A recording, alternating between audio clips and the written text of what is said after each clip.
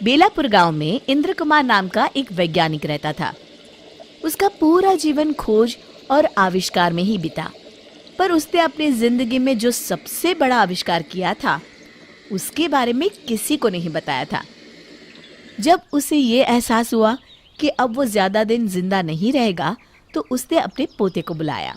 नरेंद्र, लगता है अब मैं ज्यादा दिन नहीं जीऊंगा। आप आए दिन इतनी सीरियसली बात क्यों करते हैं दादाजी? मेरी बात ध्यान से सुन। एक ऐसा राज है जो आज तक सबसे छुपा हुआ है। क्या मैं आपका गोद लिया हुआ पोता हूँ दादाजी? अरे नहीं नालायक, मेरा एक ऐसा आविष्कार है जो सबके सामने आ जाए तो तहलका मचा दे। तो आपने अभी तक तहलका मचाया क्यों नहीं दादाजी? हे भगवान, ये तेरी हंसी ठिठोली तो मुझे मरने नहीं देगी। चुप हो जा और मेरी बात सुन। मैं वो आविष्कार किसी बड़े आदमी को बेचना चाहता था। अब तू ही संभाल और जैसा ठीक लगता है कर। पर ऐसा क्या है दादाजी? और आप कहीं नहीं जा रहे हैं? हाँ, मैंने समय में यात्रा करने वाली एक टाइम मशीन बनाई है जिसमें बैठकर कोई भी इंसान भविष्य काल और भूतकाल में जा सकता है। लेकिन एक बात याद रखना, उस टाइम मशीन का इस्तेमाल हमेशा अच्छे कार्यों के लिए करना। ये आप क्या कह रहे हैं दादाजी? कोई फिल्म की स्टोरी सुना रहे हैं क्या?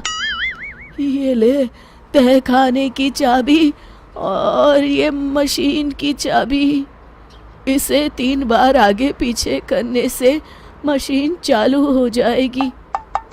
आप क्या बात कर रहे हैं दादाजी? नरेंद्र तुरंत वहां से भाग जाता है और अपने सबसे भरोसेमंद दोस्त बिल्लू को बुलाकर लाता है। उसे लेकर तहखाने में जाता है। दोनों दोस्त सामने खड़ी मशीन को देखकर दंग रह जाते हैं। नरेंद्र वापस दादाजी के कमरे की तरफ भागता है। देखता है कि इंद्र कुमार सुकून की नींद सोए हुए हैं, जैसे दिल से कोई बोझ हल्का हो गया हो। वो उन्हें उठाता है, पर वो तो इस दुनिया से जा चुके होते हैं। नरेंद्र दुखी हो जाता है। कुछ दिनों बाद, अरे यार, मुझे लगता है कि तेरे दादाजी मरते मरते तेरे साथ मजाक कर गए। भला इसमें बैठकर हम लोग समय यात्रा कैसे कर सकते हैं? नहीं नहीं, दादाजी ने कहा है तो ये सब सच ही होगा। अगर ऐसी बात है तो क्यों ना हम इस मशीन का इस्तेमाल अमीर बनने के लिए करें? पर दादाजी ने कहा था इसका इस्तेमाल अच्छे कामों के लिए ही करना। अरे तो हम कौन सा किसी का बुरा कर रहे हैं? अपनी भलाई करने में क्या बुराई है दोस्त, बताओ तो जरा। बात तो सही है। बचपन में मैंने दादाजी को किसी से कहते सुना था कि हमारे गांव के पास वाले जंगल में आज से 50 साल पहले कुछ डाकू एक बड़ा खजाना छुपाकर चले गए थे। लोगों ने उस खजाने को बहुत ढूंढने की कोशिश की, लेकिन वो उन्हें कभी नहीं मिला। तो हम इस मशीन में बैठकर समय में 50 साल पीछे जाएंगे और जंगल में गड़ा हुआ वो खजाना लेकर आ जाएंगे। इसके बाद तो जिंदगी भर मौज करेंगे दोस्त। अरे पर कहीं कुछ गड़बड़ हो गई तो? अरे क्या होगा, कोई भूत पकड़ लेगा क्या? बच्चे जैसी बातें छोड़ और चल फटाफट। तो चलो फिर, देर किस बात की? दोनों मशीन में बैठ जाते हैं। नरेंद्र मशीन शुरू कर देता है और देखते ही देखते वो सालों पीछे जाने लगते हैं। लगता है हम दोनों पहुंच गए हैं। अरे ये क्या, सामने से कुछ डाकू आ रहे हैं। ओह, मतलब ये डाकू मंगल सिंह अपने आदमियों के साथ खजाना लेकर आ रहा है। सुनो, अब जल्दी से इस पेड़ के पास सारा खजाना छुपा दो। हाँ हाँ सरदार, किसी को कानो कान खबर नहीं होगी कि हमने सारा खजाना कहाँ छुपा रखा है। अरे अब तुम लोग खड़े खड़े मेरा मुंह क्या देख रहे हो? जल्दी से खुदाई शुरू करो। हे भगवान, इतना सारा पैसा! हे भगवान, इतना सारा पैसा और सोना! बिल्लू का मुंह खुला रह जाता है। अरे मुंह बंद कर ले, मुंह में मच्छर ना चला जाए। और कहीं गलती से आवाज निकल गई ना तो ये मंगल सिंह हम दोनों को ही मच्छर की तरह मसल देगा। हाँ। डाकू जमीन में खजाने से भरा बक्सा गाड़ देते हैं। हमारा काम हो गया है, अब यहाँ से चलते हैं। चलो फटाफट खजाना लेकर यहाँ से पहली फुर्सत में रवाना होते हैं। हाँ चलो। दोनों खुदाई करके बक्सा बाहर निकाल लेते हैं। अरे भाई, ये बक्सा तो बहुत भारी है, लगता है हमारी आने वाली कई पीढ़ी बैठ कर खाएगी। तभी नरेंद्र कुछ सोचता है और घबरा जाता है। अरे क्या हुआ भाई, तेरे चेहरे का रंग क्यों बदल गया? अब तो खजाना हमें मिल चुका है।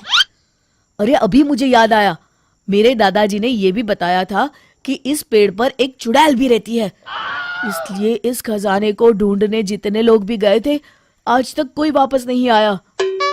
अरे मर गए रे, भगवान करे अभी चुड़ैल सो रही हो।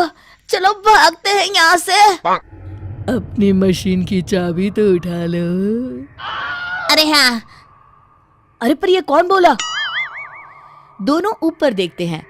पेड़ पर उन्हें एक डरावनी चुड़ैल बैठी दिखाई देती है। देखिए चुड़ैल जी, मैंने तो अभी तक शादी भी नहीं की है, मैं तो बेकार में लालच पे पड़ गया। एक काम करते हैं, इस खजाने के 3 हिस्से कर लेते हैं, खुश? अरे ओ लालची इंसान, जान से ज्यादा खजाना प्यारा है क्या तुझे? देखिए चुड़ैल जी, हाँ पूरा खजाना ले लीजिए, बस हमें घर जाने दीजिए। मैंने तुम्हें घर जाने से कब रोका, पर मैं भी तुम्हारे साथ चलूंगी। आप हमारे साथ चलकर क्या करेंगी? तुझे अपनी जान प्यारी है तो चुपचाप मुझे शहर ले चल। इस जंगल में मैं बोर हो गई हूँ। मैं भी देखना चाहती हूँ कि 50 साल के बाद की दुनिया कैसी है। आप तो काफी शौकीन चुड़ैल मालूम होती है, पर क्या है ना, इस मशीन में सिर्फ 2 ही लोग बैठ सकते हैं। तो तुम मशीन चलाओ, मैं बैठती हूँ और इस बिल्लू को यहीं शेर और भालू के डिनर के लिए छोड़ जाते हैं। मैंने किसी का क्या बिगाड़ा है, थोड़ा एडजस्ट करके तीनों बैठ जाते हैं। आधे रास्ते पहुंचने के बाद मुझे तो बड़ी जोरों की भूख लगी है, किसे मार कर खाऊं? नरेंद्र और बिल्लू पसीना पसीना हो जाते हैं। क्या ये दोनों वापस घर पहुंच पाएंगे या ये चुड़ैल किसी को मार के अपनी भूख मिटाएगी? ये जानेंगे इस कहानी के अगले भाग में।